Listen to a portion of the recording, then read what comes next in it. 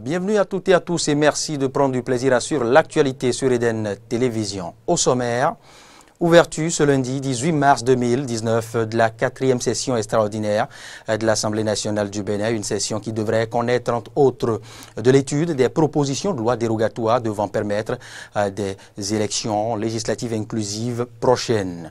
Vous suivrez les détails dans cette édition d'information. Toujours au menu de cette édition, la police républicaine s'investit depuis quelques semaines à inculquer aux citoyens les bons comportements sur nos différentes routes. Entre autres initiatives, l'opération Rouler à droite. On le saura davantage.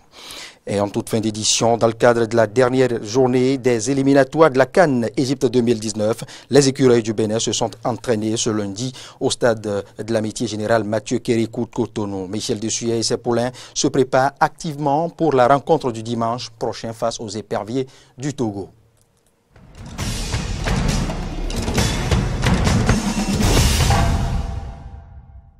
Et vous faites bien de nous préférer pour suivre l'actualité. Je vous l'annonçais au sommaire, ouverture ce lundi 18 mars 2019 de la 4e session extraordinaire de l'Assemblée nationale du Bénin. Une session qui devrait connaître, entre autres, je le disais tantôt, entre autres de l'étude des propositions de loi dérogatoires devant permettre des élections législatives inclusives le 28 avril 2019. Le reportage bien évidemment de cette session avec Frédéric Espoir Roumambou. Annoncée pour s'ouvrir à 10 heures, la session extraordinaire, la 4e de son genre pour le compte de l'année 2019, n'a vu les députés s'afficher à l'hémicycle ce lundi 18 mars qu'aux alentours de 19 heures. Un retard qui ne manque pas d'explication. Ce retard exceptionnel est dû au fait que nous avons dû nous atteler à un travail qui nous a été confié pour parvenir à des solutions permettant à notre pays d'organiser des élections législatives inclusives.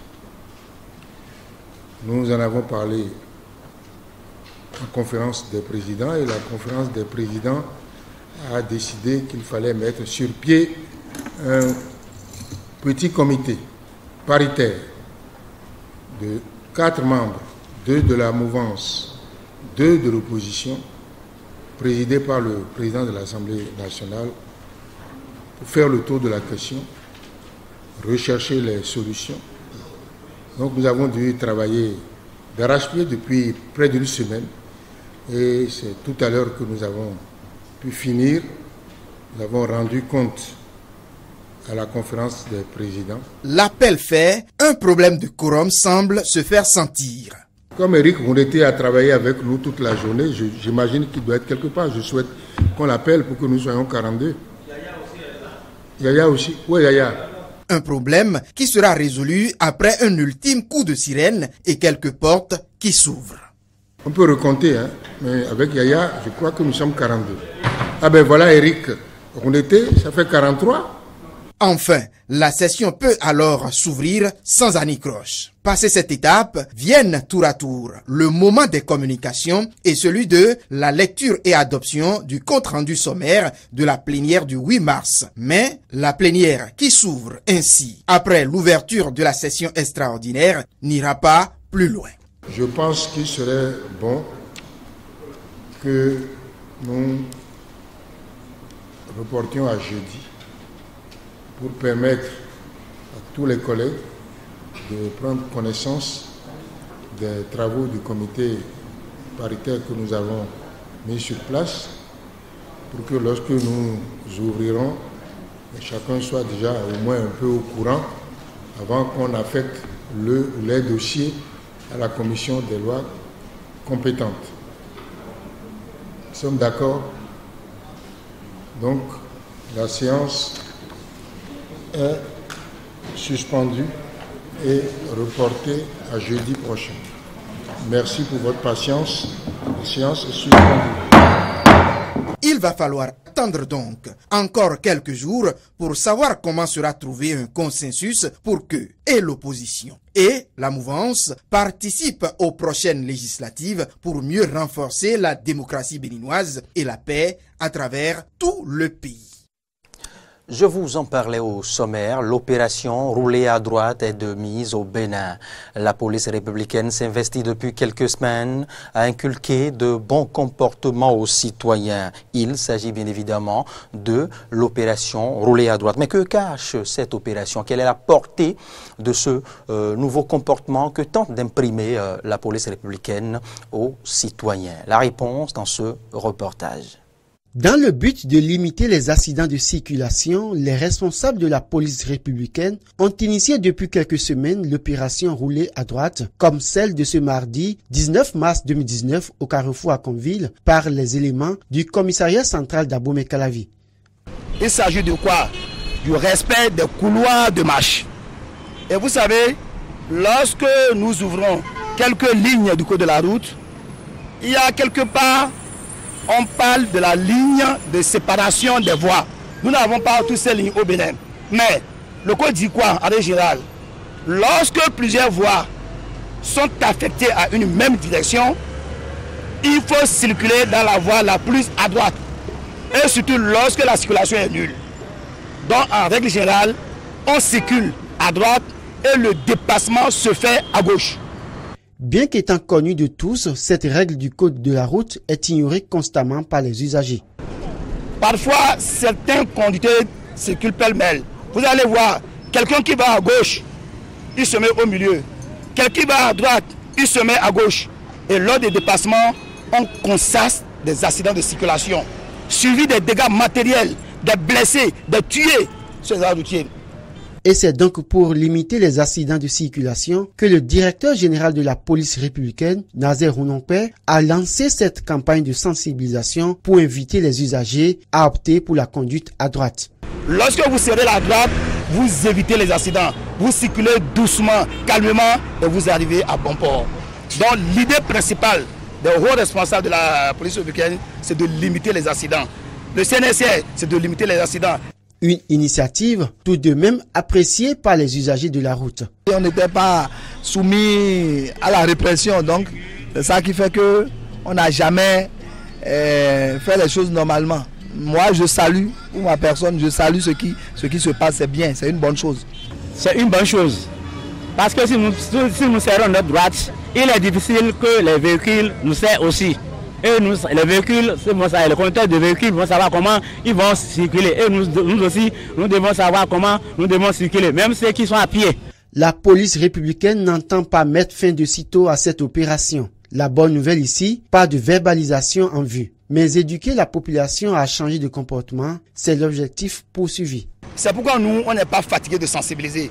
On n'est pas fatigué d'éducation. D'ailleurs, je le dis souvent, l'une des missions emblématiques de la police républicaine, c'est l'éducation, c'est la formation, c'est la sensibilisation, c'est aider, c'est protéger les gens de la route. C'est pourquoi, moi j'avais dit à mon patron, est-ce qu'on va pas verbaliser? Il m'a dit non, on n'est pas pour le moment arrivé à la verbalisation. Aujourd'hui, c'est l'éducation, c'est sensibiliser que ça prenne.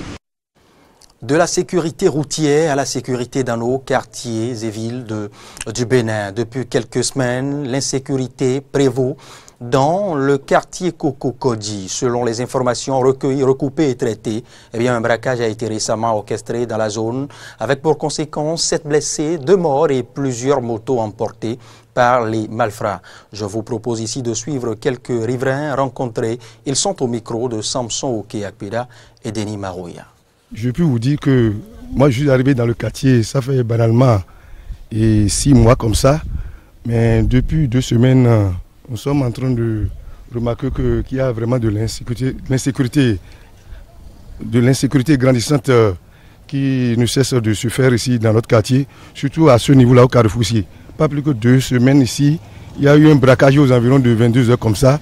Ça a suscité beaucoup de morts. Les braqueurs sont venus, ils ont tiré sur des gens et puis c'est comme ça les choses sont allées dans ce quartier. Dans la zone ici à Cococodi, il y a un peu d'insécurité. Voilà, si on sort à 20h déjà, tout le monde est déjà à la maison. Donc il y a trop d'insécurité. Moi, bon, je dis au chef d'envoyer des gens, quoi, des policiers pour l'insécurité, quoi. Parce que c'est ici que le truc s'est passé. Ici, là, que le truc s'est passé. Ce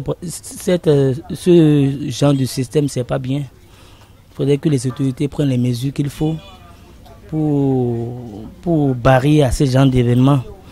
Parce que celui qui vient prendre son café et qui se voit braquer, vous voyez, c'est pas bien.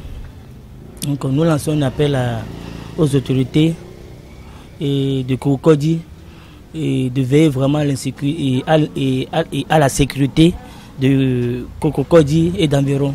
Nous lançons un appel aux autorités de prendre les taureaux par les cornes, c'est-à-dire de déployer de la sécurité, c'est-à-dire les forces de l'ordre ici dans le quartier pour pouvoir assurer la sécurité du quartier.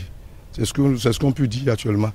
Ils ont blessé, au moins ils ont blessé 7 personnes et 2 morts. Donc il y a trop d'insécurité dans la zone. Merci. Eh bien, rendons-nous maintenant à l'université d'Abomey-Calavi pour faire le point des résidences destinées aux étudiants restés inachevées et dans un état défectueux. Une équipe de reportage de EDN Télévision et Diaspora FM a mené l'investigation dont voici le fruit. On se croirait dans une jungle ici. Erreur. Nous sommes bel et bien au plus haut lieu du savoir qu'est l'université d'Abomey-Calavi. Un tour dans les résidences universitaires Hassan II, BDB, Ekis et bonjour les dégâts. Les reptiles, les araignées et plusieurs autres insectes sont les maîtres lieux. À l'intérieur de ces résidences, c'est le comble. Tout est ruine et poussière. Les toits perforés et au vent par les intempéries des nids aux chauves-souris, des mules lézardées. Les résidences universitaires Hassan II et Ekis, qui avaient accueilli des étudiants il y a de cela 20 ans, se trouvent dans un état lamentable. Pour les responsables étudiants, c'est la désolation. Vous pouvez déjà constater mon sentiment à travers rien que mon regard sur le visage. Voyez-vous, lorsque nous disons que l'étudiant est toujours ou a toujours été l'orphelin de la communauté universitaire et tout, on pense que non, que nous jouons à la politique de la victimisation. Ça n'a jamais été le cas. Vous avez constaté, depuis 2004, juin 2004, on a procédé à l'inauguration du bâtiment Hassan II. Mais à ce jour, en réalité, ce bâtiment est fermé. Fermé de l'irresponsabilité de nos cadres à divers niveaux.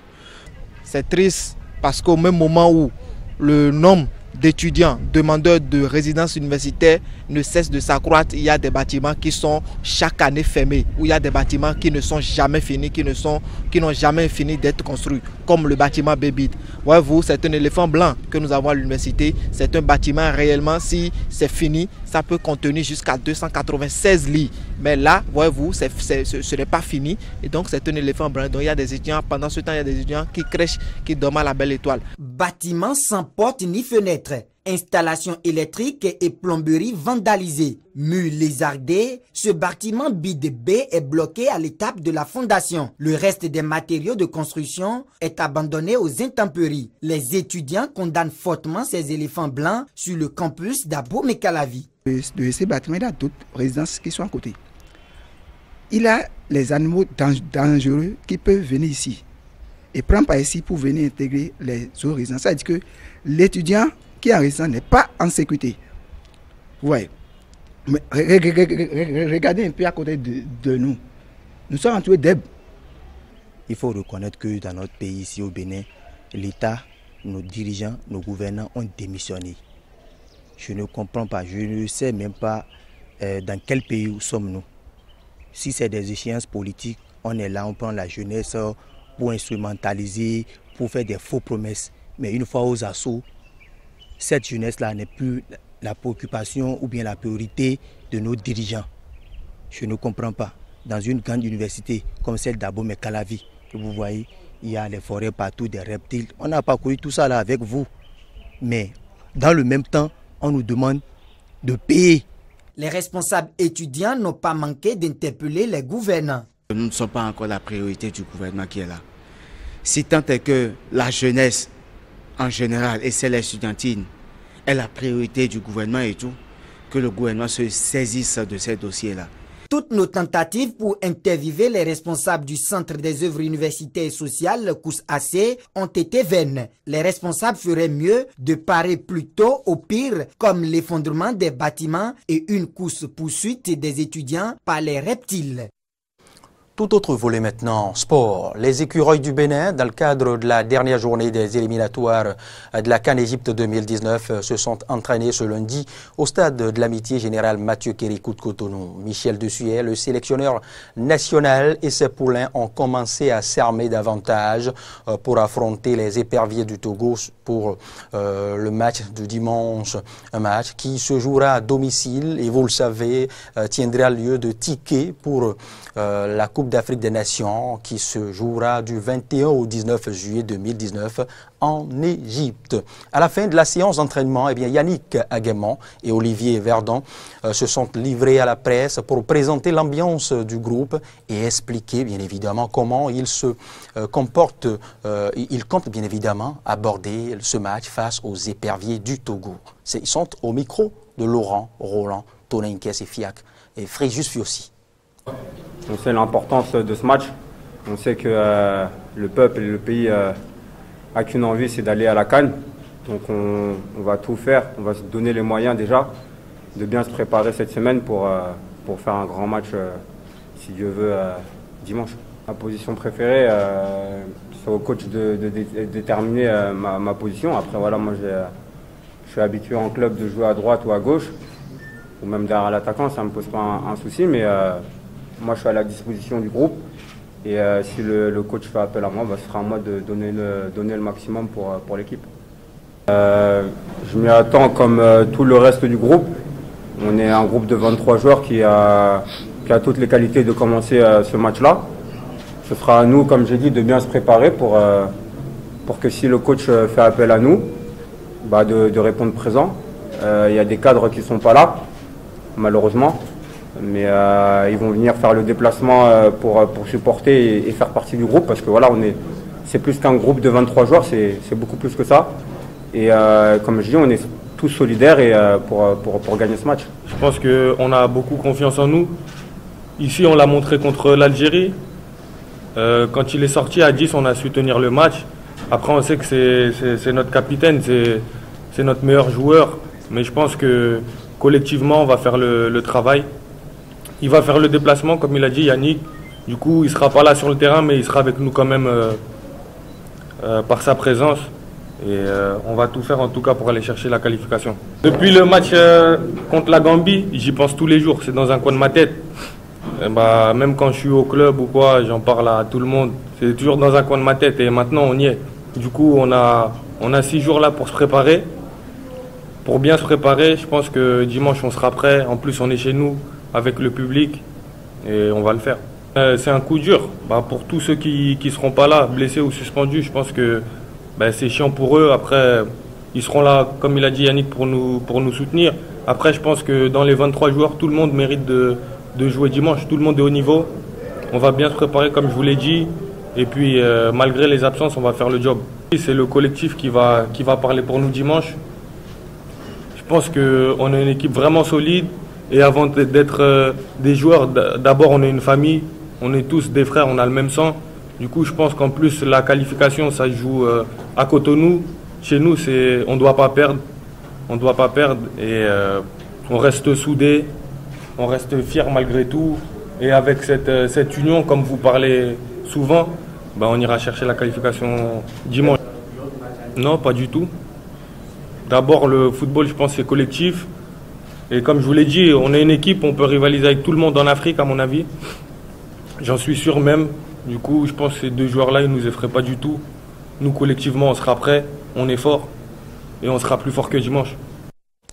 Et nous partageons cet optimisme bien exprimé par ces deux joueurs qui représentaient le 11 national à l'issue de cette séance d'entraînement. On quitte le Bénin, mais nous restons toujours sur le continent africain. Des soldats évaluent les dégâts causés par ce violent cyclone au Zimbabwe, où les intempéries ont tué plus d'une centaine de personnes et l'État s'attelle à distribuer des vivres aux citoyens. Reportage. Le cyclone Idaï et ses vents d'une extrême violence associés à des pluies torrentielles se sont abattus sur le centre du Mozambique jeudi soir avant de poursuivre leur course au Zimbabwe voisin. Au Zimbabwe, le dernier bilan s'élève à 98 morts et 212 personnes portées disparues selon le porte-parole du gouvernement Nick Mangwana. Lundi, les rues de la ville étaient jonchées d'arbres déracinés, d'éclats de verre et de tôles emportées. Des rescapés ont trouvé refuge dans des arbres en attendant les secours.